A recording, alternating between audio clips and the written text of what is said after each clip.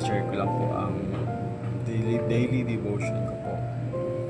Sa ngayon po, makikita po yung devotion ko sa Santiago chapter 1 verse 13. Huwag sabihin ni naman na tinutokso siya ng Diyos kapag siya'y dumaranas ng pagsubok, sapagkat ang Diyos ay hindi maaaring matukso at hindi rin naman niya tinutokso ang kahit sino.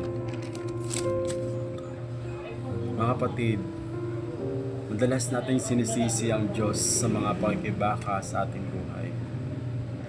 Pakiramdam natin ay hindi niya tayo pinapahalagahan o hindi siya makapangyarihan sa lahat.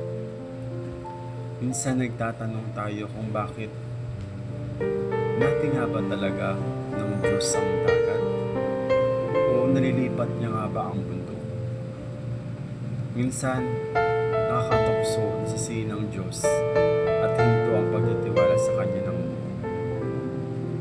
Palagi pa natin tatandaan, kapatid, na hindi tayo tinutokso ng Diyos.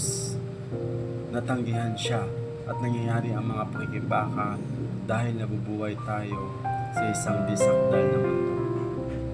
Ginagamit ng Diyos ang ating mga paghihirap upang mas mapalapit sa atin sa pamamagitan ng pagpapatibay ng ating pagkatao at pananampalataya.